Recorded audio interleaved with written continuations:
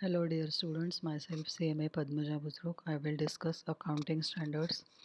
Go to study note number 12, accounting standards. I will be discussing Indian accounting standards. We'll see IND AS2 inventories. IND AS2 applies to all inventories except financial instruments and biological assets related to agricultural activity at the point of harvest. IND AS2 is applicable to all inventories, but it does not apply to financial instruments and biological assets. For financial instruments, IND AS 32 and IND AS 109 is applicable. Inventories are assets held for sale in the ordinary course of business, that is, inventory or stock of finished goods, in the process of production for such sale, that is, inventory of raw material, work in progress, finished goods, or in the form of materials or supplies to be consumed in the production process and in the rendering of services, so like consumable stores, spare parts, loose tools, etc. Net realizable value is the estimated selling price in ordinary course of business less estimated cost of completion and the estimated cost necessary to make the sale. Fair value is the price that would be received to sell an asset or paid to transfer a liability in an orderly transaction between market participants at the measurement date. Valuation: inventories are valued at the lower of cost or net realizable value. Cost shall include cost of purchase including import duties, non-refundable taxes, transportation and handling charges, net of trade discount and rebates received. Cost of conversion include all fixed and variable manufacturing overheads. Other costs incurred in bringing the inventories to their present location and condition. Cost does not include abnormal loss, storage cost unless such costs are necessary, administrative overheads, selling cost, interest cost when inventories are purchased with deferred settlement terms, foreign exchange difference arising directly on the recent acquisition of inventories invoiced in foreign currency, cost incurred to fulfill a contract with a customer that do not give rise to inventories are accounted for in accordance with IND AS 115. Borrowing costs are included in the cost of inventories to the extent conditions are met as per IND AS 23. Cost formulas: inventory which are not interchangeable, specific costs are attributed to the specific individual items of inventories. So inventories which are not interchangeable, that means inventories which are used only for a particular product, those inventories are to be valued at specific cost, that is purchase cost of those inventories. For other items, that is the items which are interchangeable, FIFO or weighted average cost formulas are followed. Cost of inventories may not be recoverable if inventories are damaged, selling price have declined, estimated cost of completion to be incurred have increased. Expenses recognition: inventories are recognized as an expense in the period in which the related revenue is recognized. So that means if a trader has purchased finished goods for the purpose of sale, he will recognize the expenses of purchase of finished goods in the period in which the related revenue is recognized. That is, sale of those finished goods is recognized. In that period, he will recognize the expense. Any write down to net realizable value, any inventory losses are also recognized as an expense when they occur. Supposing in inventory's net realizable value is less than cost price, then it is to be shown at net realizable value. The loss because of this is to be recognized an expense when it occurs. Supposing if cost of inventory is 100, net realizable value is 80, so it is to be shown in the balance sheet at 80. So loss of 20 is to be recognized as expense in that year itself. Any reversal should be recognized in the income statement in the period in which the reversal occurs. Now supposing if in the next year again the same inventory is there in the stock and its net realizable value increases, then in that case, if the net realizable value is more and cost is less, then the reversal will take place and it is to be recognized in the income statement in which period the reversal occurs. Disclosure as per Ind AS 2. Accounting policies adopted for measuring inventories. Total carrying amount of inventories and the amount of classification. Inventories carried at fair value less cost to sale. Amount of inventories recognized as an expense. Write down of inventories recognized as an expense. Amount of any reversal of any write down. Circumstances or event that led to reversal of write down of inventories. Inventories placed as security for liabilities. These are various disclosure requirements. Now we'll see difference between Ind AS 11 on construction contract and existing AS 7 on construction contract. Ind AS 11 is on construction contract. Existing AS 7 includes borrowing cost as per AS 16 borrowing cost in the cost that may be attributable to contract activity in general and can be allocated to specific contracts, whereas Ind AS 11 does not specifically make reference to Ind AS 23 borrowing cost. So in as per existing AS 7 construction contract, it includes borrowing cost as per AS 16 borrowing cost, but in case of Ind AS 11 it does not make any reference to Ind AS 23, which is for borrowing cost. Existing AS 7 does not recognize fair value concept as contract revenue is measured at consideration received or receivable, whereas Ind AS 11 requires that contract revenue shall be measured at fair value of consideration received or receivable. You will find in most of the Indian accounting standards fair value is considered, fair value is recognized. Existing AS 7 does not deal with accounting for service concession arrangement, that is the arrangement where private sector entity or operator constructs or upgrades the infrastructure to be used to provide the public service. So for public services, private sector entities are used as per service concession arrangements.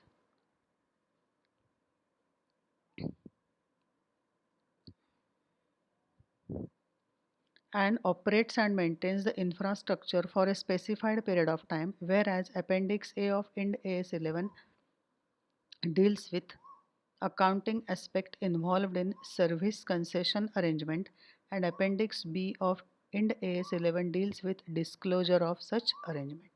So, as per existing AS 7 service concession arrangement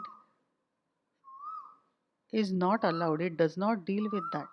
But whereas in case of Ind AS 11, it deals with the aspects involved in service concession arrangement, and Appendix B deals with disclosure of such arrangement.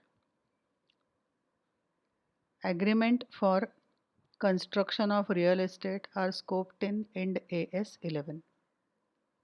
The effect of this inclusion is that percentage of completion method is to be applied for such agreement, whereas IASB International Accounting Standard Board has issued IFRIC 15, according to which in certain cases completed contract method would be applicable. So both the methods are applicable, percentage of completion method as well as completed contract method in case of real estate, construction of real estate.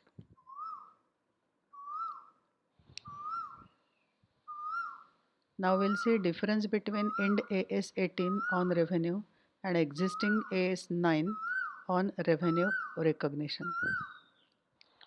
Definition of revenue given in Ind AS 18 is broad compared to definition of revenue given in existing AS 9 because it covers all economic benefit that arise in the ordinary course of activities of an entity which results in increase in equity other than increases relating to contribution from equity participants.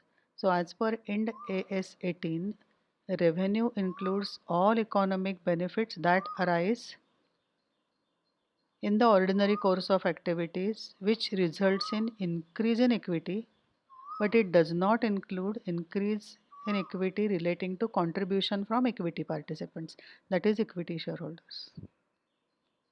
On the other hand, as per existing AS 9, revenue is gross inflow of cash, receivables, or other consideration arising in the course of ordinary activities of an enterprise from the sale of goods, from the rendering of services, and from the use by others of enterprise resources yielding interest, royalties, and dividends. Revenue arising from agreement of real estate developments are specifically scoped out from Ind AS 18. Existing AS 9 does not exclude the same. As per existing AS 9, revenue is recognized at the nominal amount of consideration receivable. Ind AS 18 requires revenue to be measured at fair value of the consideration received or receivable. Fair value is mostly used, considered, recognized in most of the Indian accounting standards. Ind AS 18 specifically deals with exchange of goods and services with goods and services of similar or dissimilar nature. In this regard, specific guidance is given regarding barter transactions involving advertising services. This aspect is not dealt with in existing AS 9. Ind AS 18 provides guidance on application of recognition criteria to the separately identifiable components of single transaction in order to reflect the substance of the transaction. Existing AS 9 does not specifically deal with the same. Ind AS 18 gives guidance on application of recognition criteria to the separately identifiable component of a single transaction. If in a single transaction there are different separate identifiable components which can be separately recognized as revenue, how it is to be recognized, that guidance is given in Ind AS 18. For recognition of revenue in case of rendering of service, existing AS 9 permits the use of completed service contract method. Ind AS 18 requires recognition of revenue using percentage of completion method only. For rendering of the services, only percentage completion method is to be used as per Ind AS 18. Existing AS 9 requires the recognition of revenue from interest on time proportion basis. Ind AS 18 requires interest to be recognized using effective interest rate method. Effective interest rate is you are supposed to consider current market rate for interest. Current interest rates which are going on currently used in market. Disclosure requirement given in Ind AS 18 are more detailed as compared to existing AS 9. Ind AS 18 specifically provides guidance regarding revenue recognition in case the entity is under any obligation to provide free or discounted goods or services or award credits to its customers due to any customer loyalty program. Existing AS 9 does not deal with this respect. So Ind AS 18 give guidance regarding revenue recognition for free or discounted goods or services. Ind AS 18 deals with accounting of transfer of property, plant and equipment by customer to the entity which are used by the entity to connect the customer to a network or to provide the customer with ongoing access to a supply of goods or services. Existing AS9 does not deal with this aspect. Existing AS9 specifically deals with disclosure of excise duty as deduction from revenue from sales transaction, and AS18 does not specifically deal with the same. Now we'll see Ind AS16 property, plant and equipment. Objective. The objective of this standard is to prescribe the accounting treatment for property, plant and equipment so that the users of financial statement can discern information about an entity's investment in its property, plant and equipment and the changes in such investment. Criteria for initial recognition. Ind AS 16, apart from defining the term property, plant and equipment, also lays down the following criteria which should be satisfied for recognition of item of property, plant and equipment. First, it is probable that future economic benefit associated with the item will flow to the entity, and second, the cost of the item can be measured reliably. If the future economic benefits are available to the entity and cost of the property, plant and equipment can be measured reliably, then and then only it is to be recognized as property, plant and equipment. Subsequent expenditure. As per Ind AS 16, initial cost as well as subsequent cost are evaluated on the same recognition principle to determine whether the same should be recognized as an item of property, plant and equipment. That means if it subsequently, if any expenditure is incurred and if it satisfies the definition of PPE, then it is to be considered as PPE. It is to be capitalized, otherwise it is to be debited to profit and loss account as expenditure. Major spare parts. Ind AS 16 requires that spare parts, standby equipment and servicing equipment are recognized in accordance with this Ind AS when they meet the definition of property, plant and equipment. Otherwise, such items are classified as inventory. So if spare parts, standby equipments and servicing equipments satisfy the definition of PPE, meet the definition of PPE, then it is to be recognized as PPE, otherwise it is to be classified as inventory. Component approach. Ind AS 16 is based on component approach. Under this approach, each major part of an item of property, plant and equipment with a cost that is significant in relation to the total cost of an item is depreciated separately. So as per this component approach, if any component or major part whose cost is significant in relation to total cost then of that PPE, then it is to be depreciated separately. That component is to be depreciated separately. Cost of major inspection. Ind AS 16 requires that cost of major inspection should be capitalized with consequent derecognition on any remaining carrying amount of the cost of previous inspection. So major inspection is to be capitalized if previously it was capitalized inspection cost, and if any carrying amount is remained, then it is to be derecognized. Cost of dismantling and removal of item of PPE and restoring the site. Ind AS 16 requires that the initial estimate of the cost of dismantling and removing the item and restoring the site on which it is located should be included in the cost of respective item of property, plant and equipment. Cost model or revaluation model. as its accounting policy. Ind AS 16 require an entity to choose either the cost model or the revaluation model as its accounting policy and to apply that policy to an entire class of property, plant and equipment. It requires that under revaluation model, revaluation be made with reference to fair value of item of property, plant and equipment. It also requires that revaluation should be made with sufficient regularity to ensure that carrying amount does not differ materially from that which would be determined using fair value at the balance sheet date.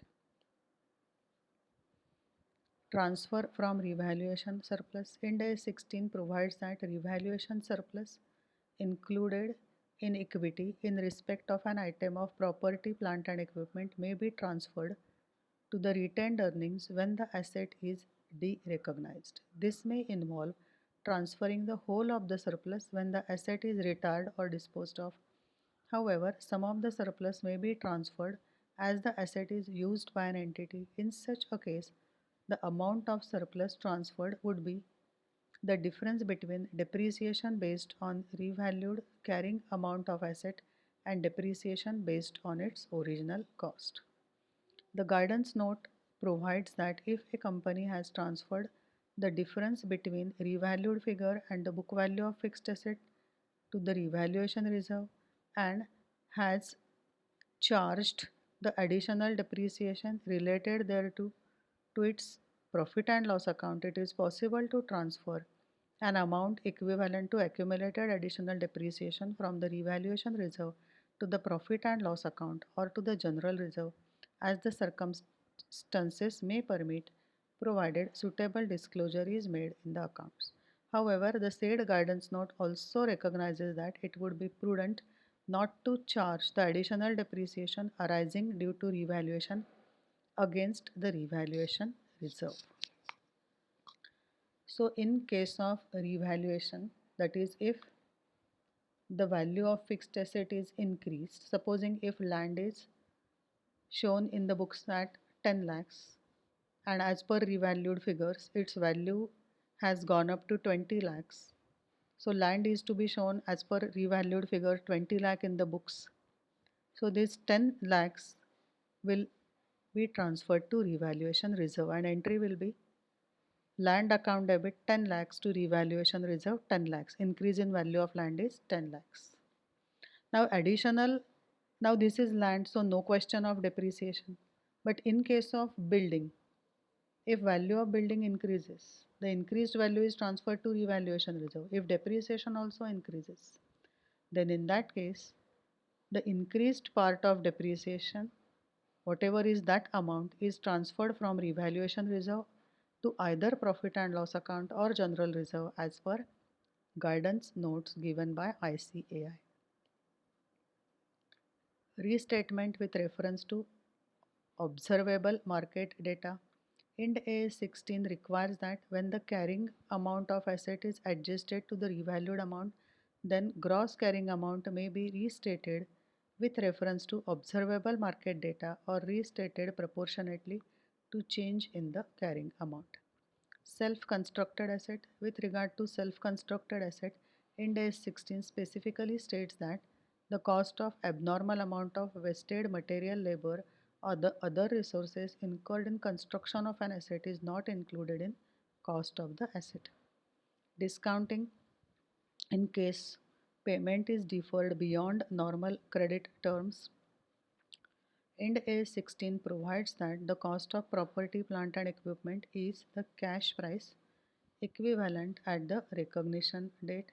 If payment is deferred beyond normal credit terms, the difference between the cash price equivalent and the total payment is recognized as interest over the period of credit unless such interest is capitalized in accordance with Ind AS 16. So, PPE is to be recognized as cash price equivalent at the date of recognition. That means the date on which it is recognized in balance sheet as asset. But if the asset is purchased on credit basis and payment is deferred, delayed beyond normal credit terms, then the difference between cash price equivalent and the total payment is recognized as interest over the period of credit. If it is capitalized in accordance with borrowing cost, then the treatment will be different, otherwise it is to be considered as interest. Review of residual value and useful life. IND AS 16 requires that residual value and useful life of an asset be reviewed at least at each financial year end, and if expectations differ from previous estimates, the changes should be accounted for as change in accounting estimate in accordance with AS 5. Review of depreciation method. IND AS 16 requires that the depreciation method applied to an asset should be reviewed at least at each financial year end, and if there has been a significant change in expected pattern of consumption of future economic benefit embodied in the asset, the method should be changed to reflect the changed pattern. Change in depreciation method. IND AS 16 requires that change in depreciation method should be considered as change in accounting estimate and treated accordingly. Compensation from third parties to the item of PPE that were impaired, lost, or given up. IND AS 16 requires that compensation from third parties for the item of property, plant, and equipment that were impaired, lost, or given up should be included in the statement of profit and loss when the compensation becomes receivable. So it is to be included in profit and loss account if any compensation is receivable from third parties. Gain on derecognition of item of PPE. IND AS 16 specifically provides that gain arising on derecognition of an item of property, plant, and equipment should not be treated as revenue as defined in AS 9. Derecognition, that means on sale or disposal of property, plant, and equipment, if there is any gain, it is to be transferred to profit and loss account, but it should not be treated as revenue. Subsequent sale of PPE held for rental to others in ordinary course of business. IND AS 16 deals with situation where entities hold the item of property, plant, and equipment for rental to others and subsequently sell the same. Accounting for item of fixed assets held for sale. IND AS 16 does not deal with the asset held for sale because the treatment of such asset is covered in IND AS 105, non-current asset held for sale and discontinued operations. PPE acquired in exchange for non-monetary asset. IND AS 16 requires that if property, plant, and equipment is acquired in exchange for a non-monetary asset, it should be recognized at its fair value unless the exchange transaction lacks commercial substance or the fair value of neither the asset received nor the asset given up is reliably measurable. Non-monetary asset is any other fixed asset. If it is exchanged with any other fixed asset, then it should be recognized at fair value. Disclosure requirement of IND AS 16 are significantly elaborate as compared to AS 10 or AS 6. AS 10 is for fixed assets, AS 6 is for depreciation on fixed assets. In this particular video, we have seen IND AS 2 on inventories, IND AS 11 on construction contracts, IND AS 18 on revenue recognition, IND AS 16 property, plant, and equipment. Thank you.